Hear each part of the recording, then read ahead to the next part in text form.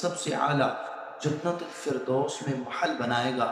دو انعام مل رہے ہیں، نفاق سے آزادی یعنی منافقہ سے آزادی، اور جہنم چاہتے ہیں کہ اس میں اثر پیدا ہو تو نماز کی پابندی کے بعد ساتھ ایک بات عرض کروں گا، نماز پڑھیں دیکھ کر نہیں سیکھ کر پڑھیں۔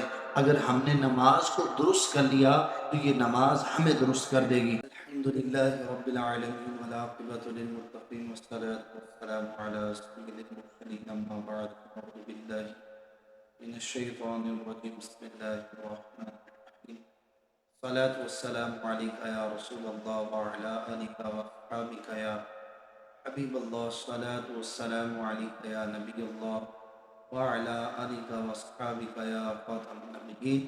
امید کرتا ہوں ناظرین کرام پر وافیوں سے ہوں گے۔ اللہ آپ کو دونوں چیزوں فرمائے، خوش رکھے، سلامت رکھے۔ آج ہم انشاءاللہ العزیز نماز کے فضائل پر بیان کریں گے۔ آپ سے گزارش ہے کہ یہ بیان آپ کے ثواب کی نیت سے، اللہ کی رضا کی نیت سے ضرور سنیے، انشاءاللہ آپ کو اس کا بہت زیادہ فائدہ ہوگا۔ نبی رحمت فی امت تاجدار رسالت شہنشاہ نبوت صلی اللہ تعالی علیہ وسلم نے ارشاد فرمایا، جس نے صبح کی نماز با جماعت ادا کی پھر وہی بیٹھا رہا، اللہ کے ذکر میں مشغول رہا یہاں تک کہ سورج طلوع ہو گیا، تو اللہ پاک اس کے لیے سب سے اعلیٰ جنت الفردوس میں محل بنائے گا۔ اور بعض روایات میں ہے کہ اس شخص کے لیے 70 محلات بنائے گا، ہر محل میں سونے اور چاندی کے 70 دروازے ہوں گے۔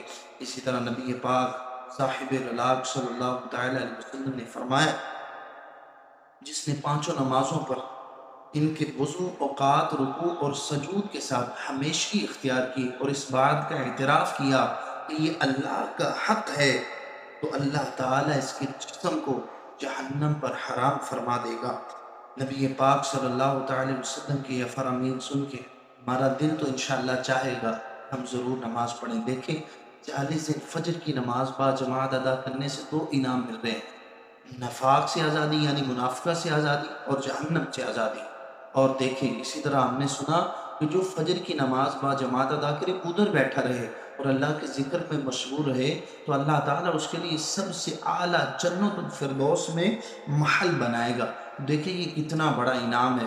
ہم نماز تو پڑھتے ہی ہیں فجر کی، تو فجر کی با جماعت نماز پڑھ کر وہی بیٹھے رہیں اور اللہ کا ذکر کرتے رہے، تو دیکھیں آج یار ہم غور کریں کہ جہاں ہم ملازمت کرتے ہیں، جہاں ہم 8 گھنٹے ڈیوٹی کرتے ہیں، مالک ہمیں 10,000 20,000 30 40,000 جو دیتا ہے اس کے ہم احسان مند ہوتے ہیں۔ یار غور کریں وہ مالک جس نے ہمیں یہ 2 آنکھیں دی ہیں، 2 ہاتھ دیے ہیں، 2 پاؤں دیے ہیں، جس سے چل کر ہم جن ہاتھوں سے ہم روزی کماتے ہیں، چل کے جاتے ہیں پاؤں سے، یار اس مالک کے آگے ہم جھک نہیں سکتے، اس کے لیے ہمارے پاس ٹائم نہیں ہے۔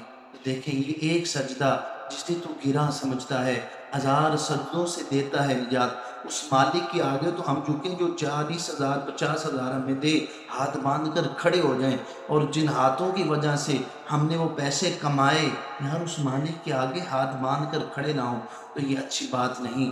میرے پیارے اور محترم اسلام بھائیوں، ہمیں نماز کی پابندی کرنی چاہیے۔ نماز کی بہترین وظیفہ ہے۔ کوئی بھی آپ وظائف کرنا چاہتے ہو اور چاہتے ہیں کہ اس میں اثر پیدا ہو تو نماز کی پابندی کریں۔ اس کے بعد ساتھ ایک بات عرض کروں گا، نماز پڑھیں دیکھ کر نہیں سیکھ کر پڑھیں۔ اگر ہم نے نماز کو درست کر لیا تو یہ نماز ہمیں درست کر دے گی۔ نبی پاک صلی اللہ تعالی وسلم کی بارگاہ میں شخص کے بارے میں کہا گیا، یا رسول اللہ فلاں شخص نماز بھی پڑھتا ہے اور چوری بھی کرتا ہے، تو رسول پاک نے فرمایا ایک وقت آئے گا کہ یہ نماز اس کی گناہ چھڑا دے گی، اور ایسا ہی ہوا کہ ان کی وہ جو بری عادت تھی وہ بھی چھوٹ گئی۔ کس کی بدولت؟ نماز کی بدولت۔ دیکھیں آج ہمارے کتنے نمازی ہیں جن کو نماز کے مسائل کا پتہ ہو، وضو کے فرائض کا پتہ ہو۔ میرے محترم اور پیارے اسلام بھائیوں، نماز کو پڑھیں اور سیکھ کر پڑھیں۔ انشاءاللہ العزیز ہم جو نماز کے فرائض ہیں، شرائط ہیں، اور اسی طرح نماز کے واجبات، طہارت کے مسائل، یہ بھی اپنے اسی چینل پر ضرور بیان کریں گے۔ اور اس کے ساتھ گزارش ہے کہ ہمارے اس چینل کو سبسکرائب اور ویڈیو کو لائک اور ضرور آگے شیئر کریں تاکہ آپ کی وجہ سے کوئی سن کے نمازی بن جائے یا کسی کو نماز کے مسائل سیکھنے کو ملے، آپ کی بدولت اس کی نماز درست ہو جائے تو اس کا ثواب آپ کو بھی ملے گا اور آپ کے لیے یہ ویڈیو صدقہ جاریہ بن جائے گی، اور مجھ گناہ گار کے لیے بھی یہ ویڈیو صدقہ جاریہ بن جائے گی۔ اللہ پاک مجھے بھی اور آپ کو بھی عمل کی توفیق عطا فرمائے، آمین بجاہ نبی الامین صلی اللہ تعالی علیہ وسلم۔